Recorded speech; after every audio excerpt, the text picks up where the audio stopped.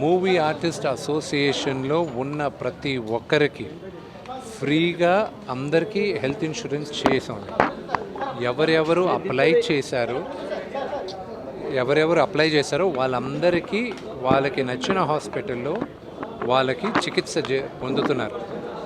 కొన్ని కేసులు లేటుగా రావడం వల్ల వాళ్ళు అడిగినప్పటికీను మాదాల్ రవి గారు, శివబాలాజీ గారు రాత్రి పగలు కష్టపడి అందరికీ హెల్ప్ అందేటట్టు చూస్తున్నారు. సో ఎవరు మూవీ ఆర్టిస్ట్ మా కుటుంబంలో ఎవరికైనా సరే చికిత్స కావాలంటే అదే మా ఫస్ట్ ప్రయారిటీ.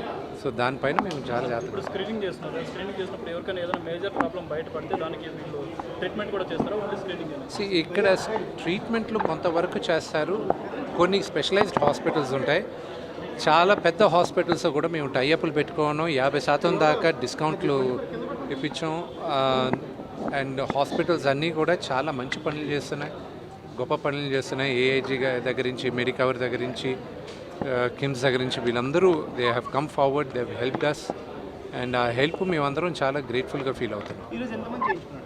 ఈరోజు లిటిల్ ఓవర్ 400 మెంబర్స్, 400 మంది కన్నా కొంత ఎక్కువ మంది చేయించుకున్నారు. నెక్స్ట్ నేను వీళ్ళని రిక్వెస్ట్ చేసింది కూడా ఏంటంటే ఫిల్మ్ జర్నలిస్ట్ అందరికి కూడా ఒక ఫ్రీ హెల్త్ క్యాంప్ వాళ్ళు చేయమని రిక్వెస్ట్ చేశాను. వాళ్ళు ఓకే అన్నారు.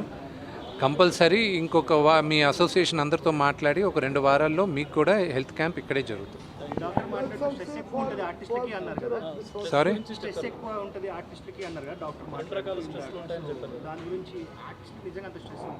ఎందుకు ఉండదండి? ప్రతి ఫ్రైడే మా సినిమా రిలీజ్ అవుతుంటే మావన్నీ నోట్లోకి వచ్చేసి ఉంటాయి. సో ప్రొడ్యూసర్లకు ఉంటాయి, అందరికీ ఉంటాయి. ఇప్పుడు ఏ యాక్టర్కి గ్యారంటీగా పని దొరుకుతుంది 365 రోజులు అనేది కష్టం. అతి తక్కువ మందికి ఉంటుంది పని. సో ఈ సినిమాలో నా పాత్ర బ్రహ్మాండంగా ఉంటే వచ్చే సినిమాలో నన్ను గుర్తించి మిగతా వాళ్ళు నాకు అవకాశం ఇస్తారన్న ఆశ ప్రతి ఒక్కరికి ఉంటుంది. ఆ స్ట్రెస్ ఉంటుంది. సారీ,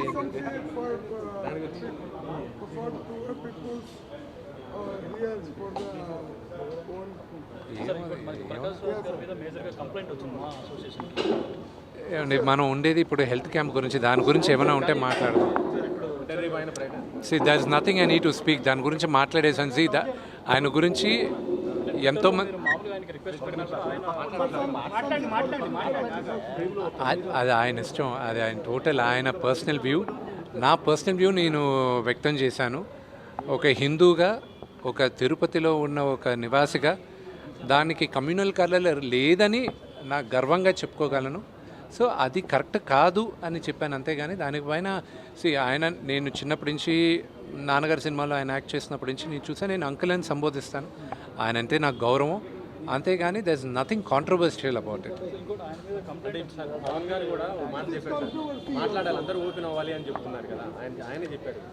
ఒకటి చెప్తాను, నటులందరూ అద్దాల మేడలో మేమందరం ఉంటాం. ఇప్పుడు నేను మాట్లాడితే ఒక వర్గం మీకు నచ్చచ్చు, అది మీకు నచ్చకపోవచ్చు. నచ్చిన వాళ్ళు మమ్మల్ని ఈజీగా టార్గెట్ చేస్తారు, నచ్చిన వాళ్ళు మాకు అవసరం ఉన్నప్పుడు వచ్చి సపోర్ట్ చేయరు. అందుకే నటులు చాలా జాగ్రత్తగా ఆచితూచి ఆలోచించి మాట్లాడాలి కూడా. ఈ ఇష్యూలో ఇంటర్నల్గా ఎంతోమంది మాట్లాడున్నారు, కానీ బహిరంగంగా వచ్చి మాట్లాడితే ఎవరు మనోభావాలు దెబ్బతింటాయి అని కొత్తగా అందరికీ భయం కూడా ఉంటుంది. సో అందుకు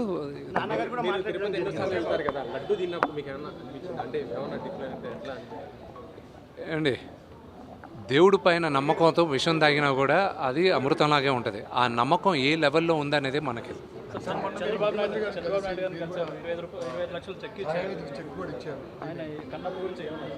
నేను కన్నప్ప గురించి మేము ఒక మేజర్ ఈవెంట్కి తీసుకొస్తున్నాం ఆయన రిక్వెస్ట్ చేసాం రావాలని.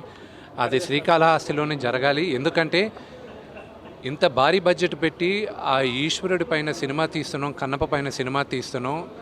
భారతదేశం అంతా కన్నప్ప గురించి, శ్రీకాళహస్తి మహత్యం గురించి తెలియాలన్న ఉద్దేశంతో ఆయన కూడా వస్తే బాగుంటుంది, మన తెలుగు వాళ్ళ ఘనకీర్తి ఏంటో కూడా చెప్పాలి అనే ఉద్దేశంతో సినిమా చేస్తున్నాం.